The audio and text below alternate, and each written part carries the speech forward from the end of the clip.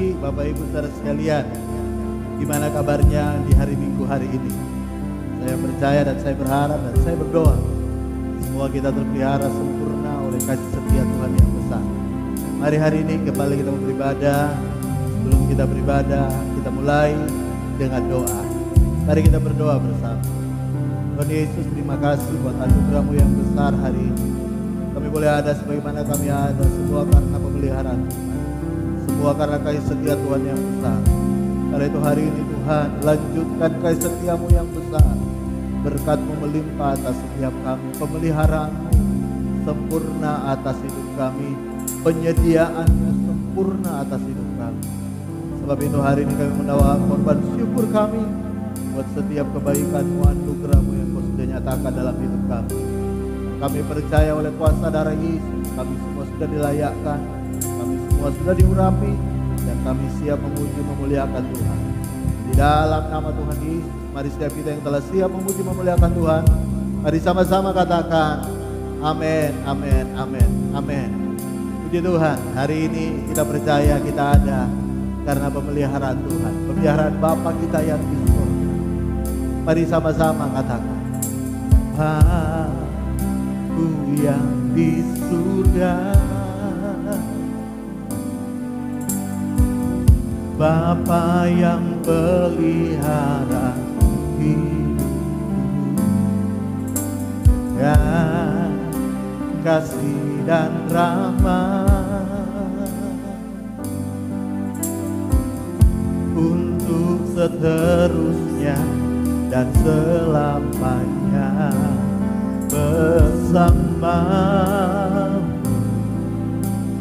Tuhan terbang tinggi bagai Raja Wali, dengan kekuatan sayapnya. Mari lari awal, katakan sama-sama lagi. Aku yang di surga, Bapa yang pelihara hidupku, dan kasih dan rahmat, amin, amin, untuk seterusnya dan selamanya bersama. Tuhan terbang tinggi bagai Raja Wali, dengan kekuatan sayapnya. Mari sama-sama katakan, aku mengandalkan Engkau, ya Tuhan, menaruh harapan hanya padamu. Engkau kekuatanku dan perlindunganku, berkat-Mu melimpah dalam hidupku.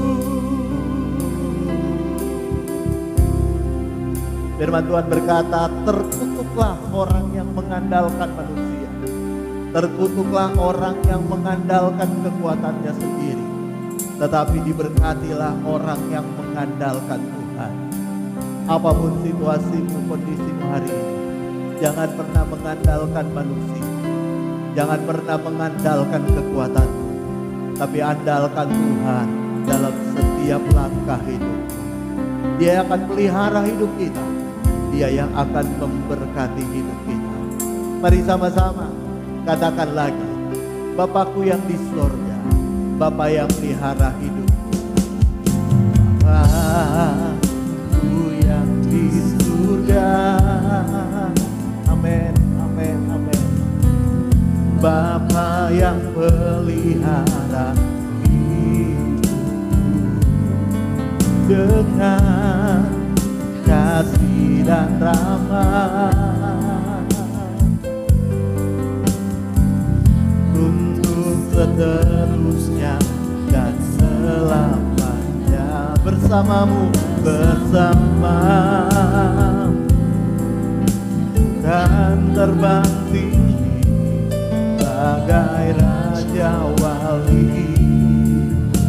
dengan kekuatan sayapnya.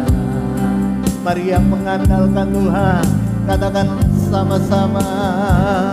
Aku mengandalkan Engkau, ya Tuhan, menaruh harapan hanya padamu. Amin. Engkau kekuatanku dan perlindunganku, berkat-Mu melimpah dalam hidupku. Aku mengandalkan Engkau, ya Tuhan. Amin, amin. Menaruh harapan hanya padamu.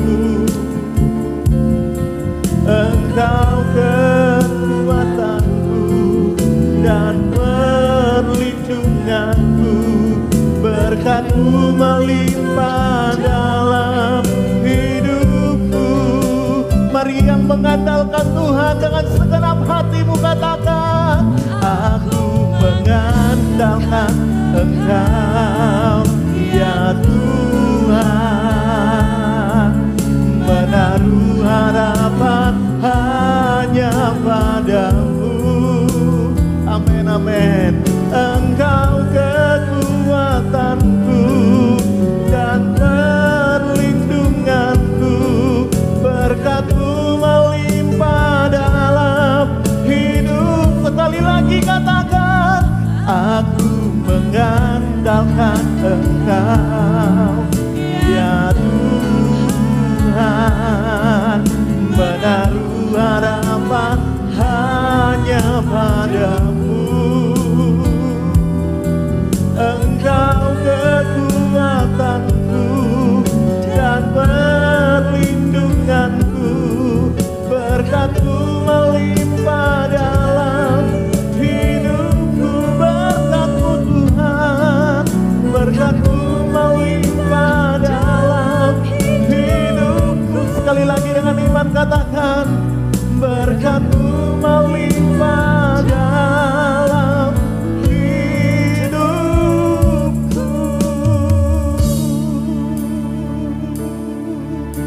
Haleluya. Sembah Engkau yang mengandalkan Tuhan, sembah. Haleluya, haleluya, haleluya. Kami mengandalkan Engkau Tuhan. Haleluya.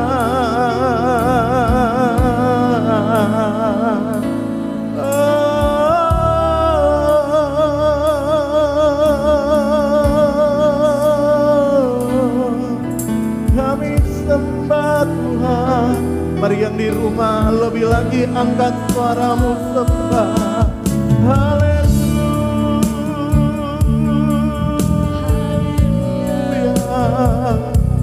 Haleluya, haleluya, haleluya. Engkau yang kami andalkan Tuhan, Engkau yang pelihara hidup kami. Haleluya. Mari angkat suaramu lebih lagi sembah. Haleluya, haleluya, haleluya, haleluya, haleluya.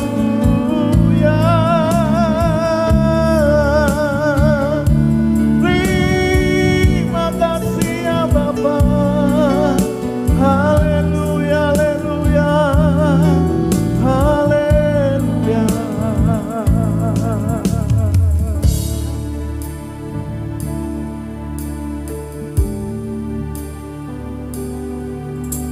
Bersyukur Tuhan, karena kami tahu Engkau Tuhan yang dapat kami andalkan.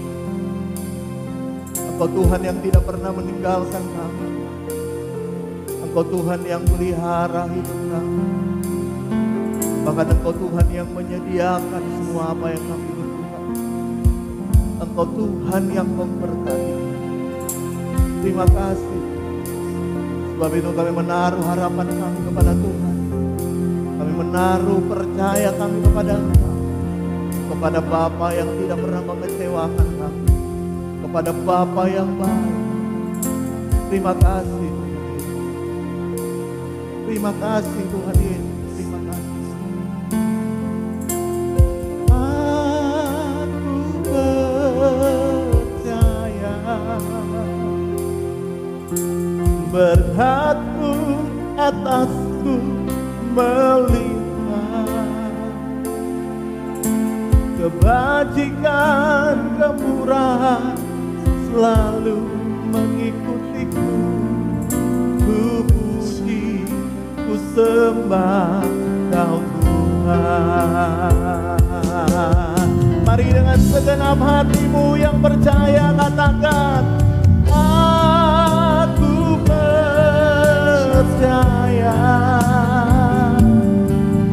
berkat-Mu atasku melimpah. Amin, amin, amin, amin. Kebajikan kemurahan selalu mengikutiku. Ku puji, ku sembah. Lagi dengan iman yang percaya katakan, aku percaya berkat-Mu atasku melimpah. Amin, amin, amin, amin. Kebajikan kemurahan selalu mengikutiku. Ku puji, ku sembah. Sekali lagi katakan, aku percaya. Aku percaya. Mari yang percaya angkat tanganmu tinggi dan katakan, berkat-Mu atasku melimpah. Amin, amin. Kebajikan kemurahan selalu mengikutiku. Ku puji, ku sembah Kau Tuhan. Kebajikan kemurahan, kebajikan kemurahan selalu mengikutiku. Ku puji, ku sembah Kau Tuhan. Sekali lagi katakan dengan imanmu, kebajikan kemurahan selalu mengikutiku. Ku puji, ku sembah Kau Tuhan. Yang percaya katakan,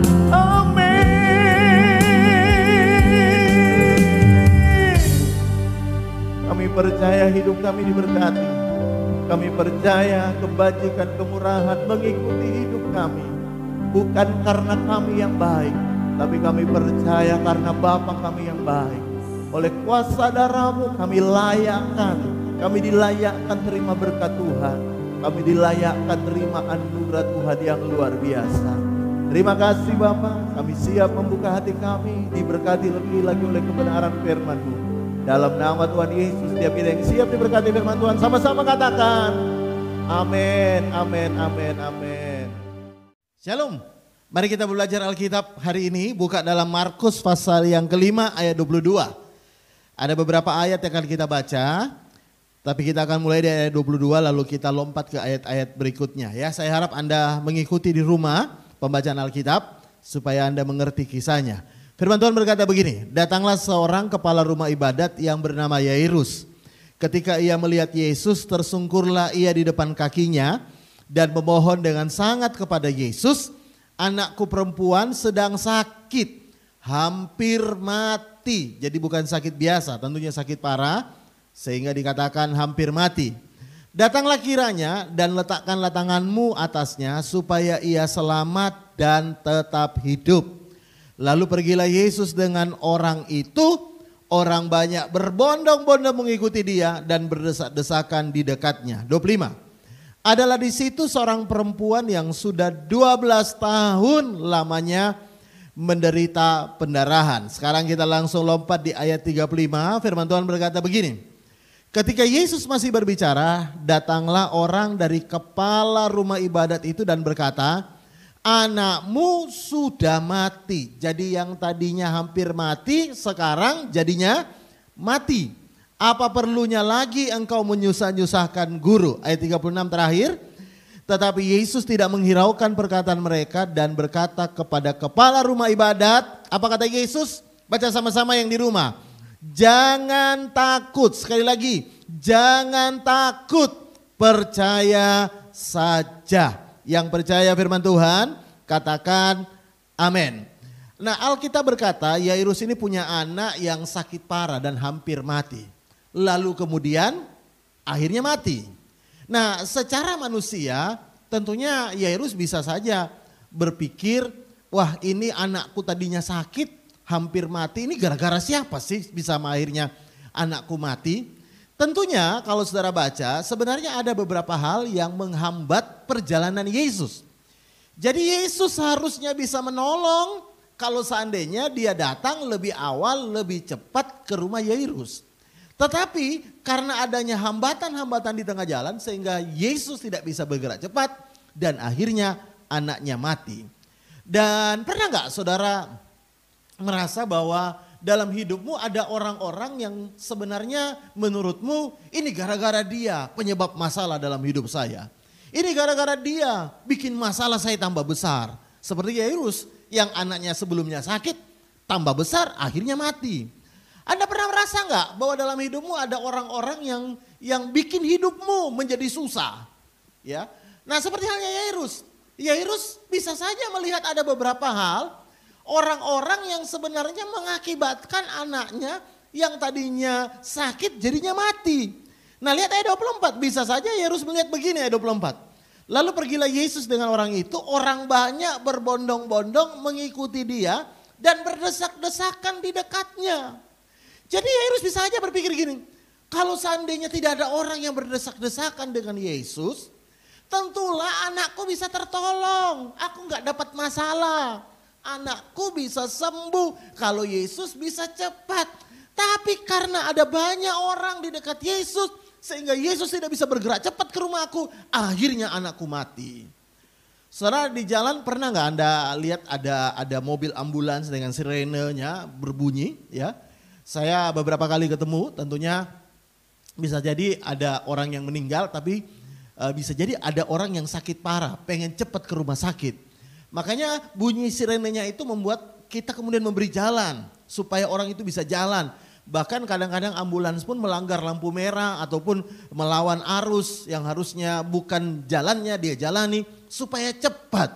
Nah Yesus mestinya harusnya cepat tapi karena banyak orang-orang di sekitarnya yang berbondong-bondong berdesak-desakan, akhirnya Yesus tidak bisa cepat sampai. Saudara dalam hidup kita juga tidak bisa dipungkiri, ada orang-orang kita merasa gara-gara dia ini. Dia kok gak ngerti sih, dia menyebabkan masalah. Aku nih lagi butuh, kok malah orang banyak berdesak-desakan. Belum lagi di ayat 25 dikatakan begini, di situ ada seorang perempuan yang sudah 12 tahun pendarahan. Nah kalau saudara baca mulai ayat 25 sampai 34 di situ percakapan cukup panjang yang menyita waktu yang memang perempuan yang pendarahan disembuhkan Tuhan. Karena dia berkata asalku jamah jubahnya aku sembuh. Tapi tahu nggak gara-gara perempuan ini menyita waktu Yesus sehingga anak Yairus akhirnya mati. Jadi kalau kita berpikir secara manusia, ini gara-gara dia. Harusnya anak saya tertolong. Tapi gara-gara dia bikin lambat, bikin interupsi di tengah jalan. Akhirnya Yesus terlambat menolong anak saya. Nah saya mau beritahu kepada saudara, tidak bisa dipungkiri. Seringkali ada pikiran-pikiran seperti itu dalam hidup kita. Kita merasa bahwa hidup kita ini susah atau tambah susah gara-gara si A, si B, si C. Entah itu gara-gara suamimu, entah itu gara-gara istrimu, entah itu gara-gara iparmu, entah itu gara-gara mertuamu, entah itu gara-gara temanmu, entah itu gara-gara pendetamu, entah itu gara-gara siapapun. Seringkali pikiran-pikiran itu muncul dan kita merasa gara-gara dialah harusnya saya tidak begini, harusnya masalah saya tidak tambah besar. Meskipun saya tahu saya sudah dalam masalah, tapi gara-gara dia masalah saya tambah besar. Saya mestinya tidak jatuh dalam masalah, tapi gara-gara dia saya punya masalah besar.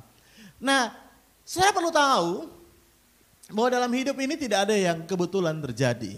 Karena saya tahu orang banyak yang berbondong-bondong maupun perempuan 12 tahun itu diizinkan Tuhan menginterupsi perjalanan Tuhan sehingga menyebabkan masalah Yairus tambah besar.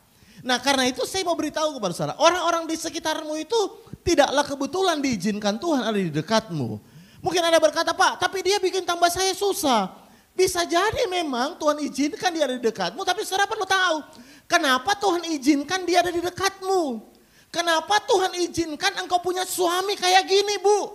Kenapa Tuhan izinkan engkau punya istri kayak gini? Kenapa engkau izinkan engkau punya mertua modelnya kayak gitu? Pernah gak Anda pikirkan? Dan menurut saya semua tidak kebetulan. Karena kalau Tuhan izinkan sebenarnya Tuhan punya maksud baik dalam hidup kita dan khususnya Yairus. Ya. Lalu Anda bertanya, apa maksud baiknya Pak? Nah, lihat ayat 35, saya mau tunjukkan kepada saudara biar kita mengerti. Ayat 35. Ayat 35 berkata, ketika Yesus masih berbicara, datanglah orang dari keluarga kepala rumah itu berkata, anakmu sudah mati. Apa perlunya lagi engkau menyusah-nyusahkan guru? 36. Tetapi Yesus tidak menghiraukan perkataan mereka dan berkata kepada kepala rumah ibadat itu, jangan takut, percaya saja. Jangan takut, percaya saja. Iman Yairus sebelumnya adalah percaya anakku sakit disembuhkan Yesus. Tapi kemudian Tuhan bawa dia ke level iman yang lebih besar. Bukan lagi anak sakit disembuhkan Yesus, tapi anak mati dibangkitkan Yesus. Yesus berkata jangan takut, percaya saja. Saya mau beritahu tidak mudah orang itu bertumbuh dari iman percaya Yesus sembuhkan menjadi percaya Yesus bangkitkan anak yang mati. Kalau hari ini Anda kekurangan uang, Anda mungkin punya iman, aku percaya Tuhan menyediakan. Tapi bagaimana kalau Anda dalam keadaan minus? Ya. Nah itu butuh iman yang berbeda, tingkatan iman yang berbeda.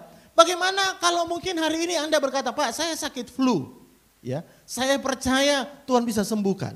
Tapi bagaimana iman yang percaya sakit flu Tuhan bisa sembuhkan, dengan iman sakit kanker Tuhan bisa sembuhkan. Itu level iman yang berbeda. Kenapa? Karena itu perlu sesuatu yang luar biasa dalam hidup Yairus. Dan menurut saya tidak mudah untuk naik dari level percaya Yesus menyembuhkan menjadi percaya Yesus membangkitkan orang mati. Tapi kenapa Yairus bisa naik imannya, bisa bertumbuh imannya dari percaya Yesus menyembuhkan menjadi percaya Yesus membangkitkan anaknya yang mati? Karena sebenarnya itu karena sebelumnya Tuhan izinkan ada interupsi di tengah jalan. Dan salah satunya adalah Tuhan mengizinkan Yairus melihat dengan mata kepalanya sendiri.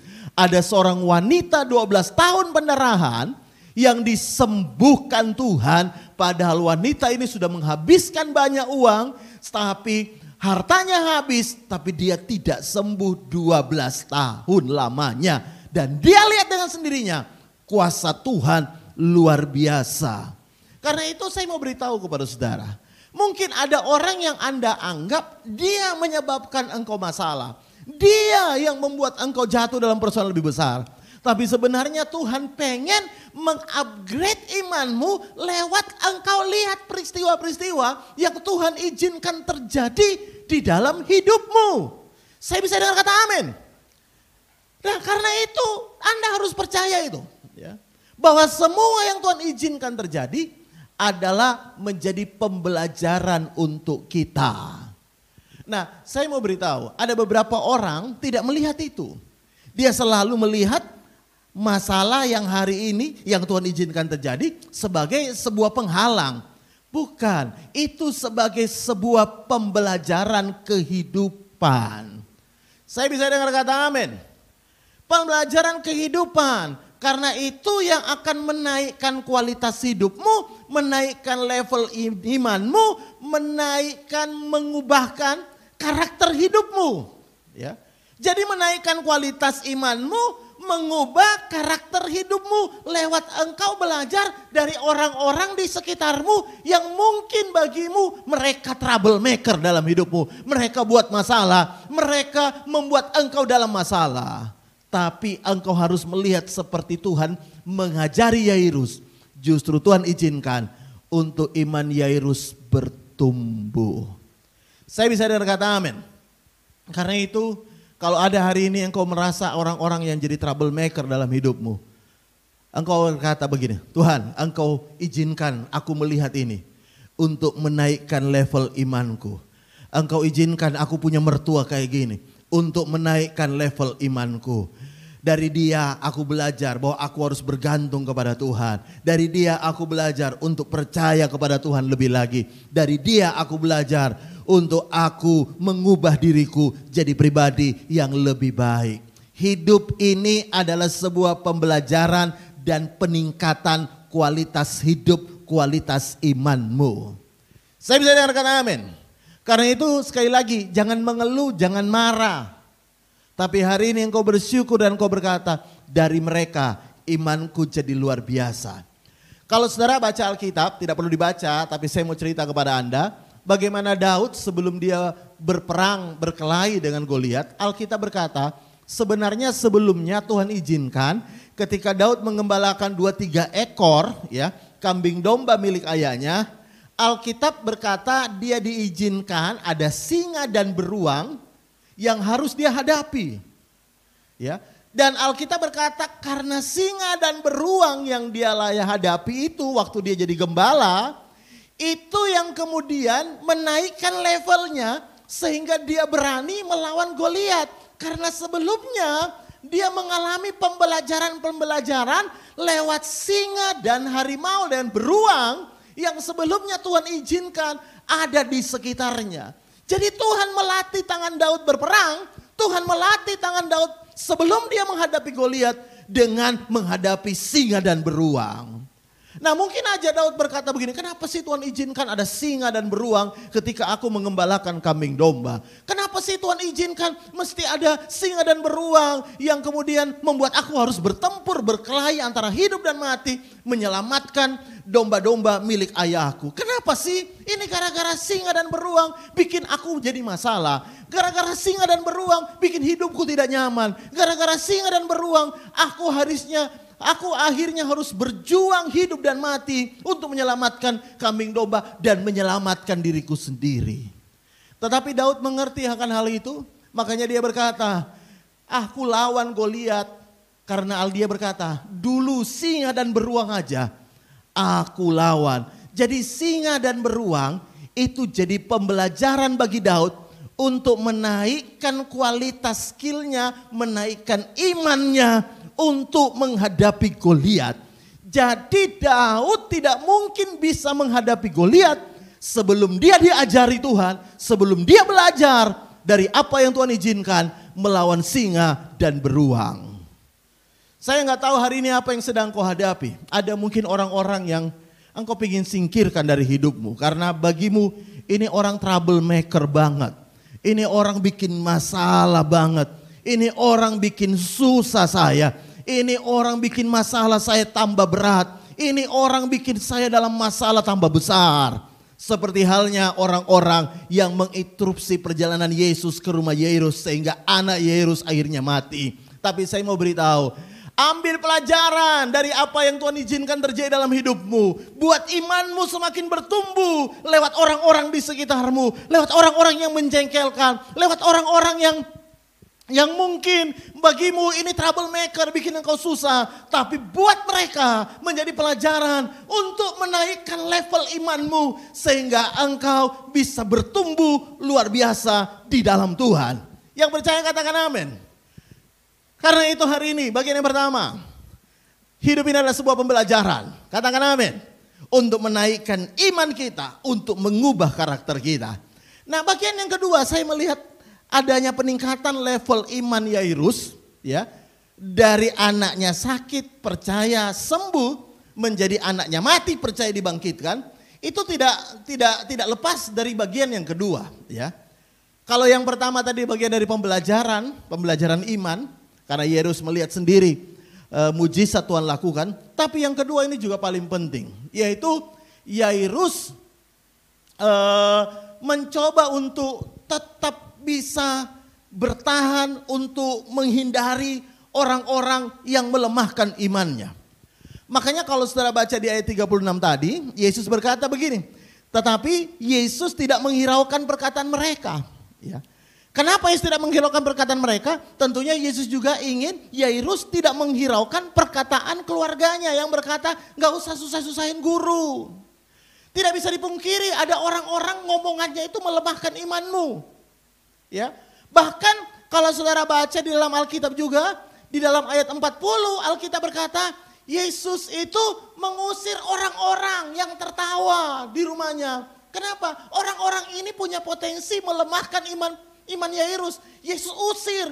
Karena itu Yesus masuk ke kamar anak itu, dia tidak bawa semua orang. Dia hanya bawa muridnya, 3 muridnya bersama dengan orang tuanya. Yaitu Yairus dan istrinya ya tentunya.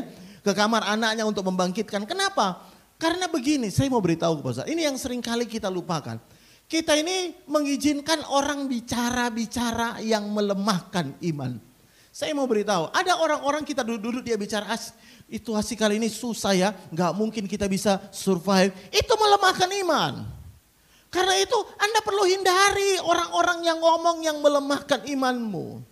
Ya, ada juga orang-orang yang melemahkan imanmu dan berkata, Tuhan gak mungkin tolong kau, rupamu kayak gitu, Tuhan gak mungkin bisa tolong kau. Kau lo sudah bikin banyak dosa, Tuhan tidak mau tolong engkau. Itu juga termasuk perkataan-perkataan yang melemahkan engkau, sehingga engkau menjauh dari Tuhan dan engkau berkata, iya ya Tuhan gak mungkin tolong saya, karena saya punya banyak salah, saya punya banyak dosa. Itu perkataan-perkataan yang melemahkan, jangan dengarkan itu. Maju terus bersama dengan Tuhan. Bahkan kalaupun omongan itu berasal dari dirimu sendiri, tetap maju datang kepada Tuhan. Karena Tuhan mau menolong hidupmu. Saya bisa dengar kata amin. Saudara ingat anak bungsu ketika dia mau pulang ke rumah orang tuanya setelah dia melarat gak bisa makan. Dia berkata dalam hatinya begini, aduh orang tuaku ini gak apa-apa kalau orang tuaku tidak menerima aku jadi anak lagi gak apa-apa. Aku jadi karyawan aja, jadi bawahan. Jadi orang upahan ayahku gak apa-apa, yang penting aku bisa pulang, aku bisa makan. Itu pikiran anak bungsu, tapi kenyataannya kan tidak begitu. Ayahnya tetap menerima, bahkan memeluk, lari memeluk anak bungsu itu. Lalu dibuatkan pesta, dikasih cincin, dikasih sepatu, dibawakan jubah, dipotongkan anak lembu. Ya. Kenapa? Saudara tahu kenapa? Itu pikiran-pikiran kita sendiri. Kadang pikiran-pikiran kita sendiri juga melemahkan kita. Kita berkata, aduh, kayak gini mana bisa aku bertahan ya. Pikiran-pikiranmu sendiri bahkan melemahkan engkau. Perkataan orang bisa melemahkan engkau. Tapi kadang perkataanmu sendiri melemahkan engkau. Perkataanmu sendiri membuat engkau jadi lemah. Yesus tidak menghiraukan perkataan yang melemahkan. Yesus tidak akan bahkan mengusir orang-orang yang punya potensi melemahkan iman. Ya, saya tidak merekomendasikan Anda mengusir mertuamu yang melemahkan imanmu. Tidak.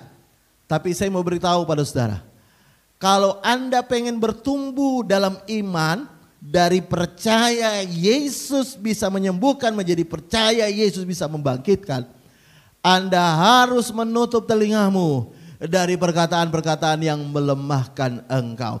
Bahkan dari perkataanmu sendiri, dari pikiran-pikiranmu sendiri. Perbanyak dengar hal-hal yang membangun. Perbanyak dengar perkataan-perkataan yang memberikan semangat. Perbanyak dengar perkataan-perkataan orang yang mendorong engkau tambah maju dalam Tuhan. Jangan dengarkan orang-orang yang ngomong untuk melemahkan imanmu. Yang berkata gak mungkin Tuhan bisa tolong engkau. Gak mungkin Tuhan bisa buat mujizat.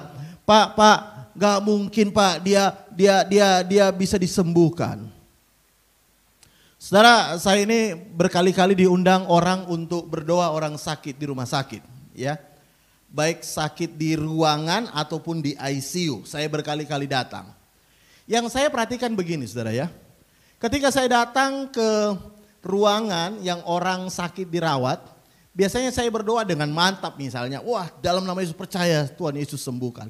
Tapi kadang-kadang tanpa kita sadar kalau kita masuk ke ruangan di mana dokter berkata sudah tidak ada harapan untuk sembuh, dokter berkata ini tinggal 5 hari, tinggal 1 minggu, tinggal 1 bulan nyawanya. Biasanya kita tanpa sadar ada banyak orang, saya tidak pernah lakukan itu. Malah doanya penyerahan mayat, penyerahan supaya orang ini mati. Saya mau beritahu, tidak pernah Yesus mengajari kita, kalau ada orang sakit mau mati, doakan dia supaya dia mati aja. Enggak, Tuhan berkata doakan sembuhkan orang sakit. Masalah sembuh atau tidak itu urusan Tuhan. Tapi bagian kita, Tuhan tidak pernah ngajari kita. Kalau engkau lihat orang sakit yang sudah parah, yang udah mau mati, doakan, panggil keluarganya. Supaya saudaranya, keluarganya dipersiapkan. Supaya orang yang sakit ini mati dengan tenang dan keluarganya udah siap. Tuhan tidak pernah ngajari itu. Tapi Tuhan ngajari kita doakan. Nah, dari mana ada orang bisa berkata demikian? Kalau kita masuk ke ruang ICU lalu lihat sudah parah, lalu kita berkata panggil keluarganya semua. Ya sudah siap, sudah siap, sudah siap, sudah siap. Kalau misalnya ini dipanggil Tuhan, sudah siap. Lalu kita doakan supaya diserahkan nyawanya. Saya mau beritahu, baik. Masalah sembuh atau tidak itu urusan Tuhan. Tapi Tuhan suruh kita doakan orang sakit supaya sembuh. Saya bisa dengar kata amin. Bagaimana kita mau berharap sembuh kalau doa kita aja tidak ada kesembuhan di dalamnya. Kita malah minta supaya orang ini ya kalau memang sudah waktunya pulang biarlah pulang. Dari mana Anda tahu dia waktunya pulang? Ya. Anda nggak tahu, jangan doa begitu kalau Anda nggak tahu waktunya dia pulang. Tetap punya iman, tetap percaya. Orang mati pun Tuhan bisa bangkitkan. Tetap berdoa, tetap percaya. Masalah kebutuhan orang ini sembuh atau tidak itu bukan urusan kita. Tapi kita percaya, kita berdoa, kita membangkitkan iman kita untuk percaya Tuhan bisa buat mujizat. Saya bisa dengan kata amin. Karena itu hari ini, baik ya, situasi hari ini mungkin kurang baik. Tapi jangan sampai imanmu menurun, imanmu melorot, imanmu hilang karena situasi. Yang harus terjadi, imanmu di situasi sulit, imanmu semakin bertumbuh. Lihat orang-orang di sekitarmu, pelajari. Ada orang-orang yang Tuhan izinkan di sekitarmu. Tuhan pakai mereka untuk menaikkan imanmu. Jangan sampai orang di sekitarmu melemahkan imanmu. Tapi orang di sekitarmu, orang-orang yang menjengkelkan, pakai dia untuk membangkitkan imanmu. Dalam pelayanan ada orang-orang menjengkelkan. Tapi jangan biarkan orang-orang menjengkelkan dalam pelayanan membuat engkau mundur dari pelayanan.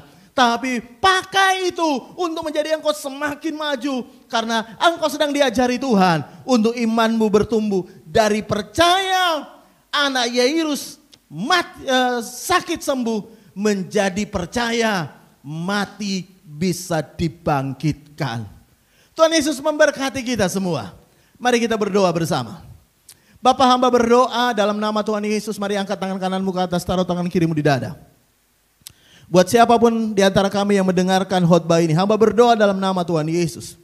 Dimanapun kami berada, kiranya Tuhan memberkati kami. Dan biarlah lewat kebenaran firman Tuhan yang sudah kami dengar, membangkitkan iman kami, membuat kami lebih luar biasa, membuat kami tambah semangat, membuat iman kami bertumbuh, karakter kami diubahkan, dan kami menjadi seperti apa yang Tuhan mau. Apapun keadaan kami dalam nama Tuhan Yesus, kami percaya Tuhan yang akan selesaikan bagi kami. Terima kasih Tuhan, terima kasih. Hamba selesai berbicara, meteraikan kebenaran-Mu dalam hidup setiap kami. Dan mari buka tanganmu sama-sama, siap terima berkat Tuhan dalam nama Tuhan Yesus. Kalau engkau percaya, aminkan perkataan firman Tuhan ini. Di dalam nama Tuhan Yesus kami percaya terjadi. Tuhan memberkati engkau dan melindungi engkau. Tuhan menyinari engkau dengan wajahnya dan memberikan engkau kasih karunia. Tuhan menghadapkan engkau dengan wajahnya dan memberikan engkau damai sejahtera. Dalam nama Tuhan Yesus, yang percaya terima warisan anak sulung berkat double porsi dalam tahun penyertaan Tuhan yang sempurna. Sama-sama katakan amin, amin, amin, amin, amin. Puji Tuhan, ibadah kita sudah selesai. Sampai ketemu di ibadah online berikutnya. Tuhan Yesus memberkati.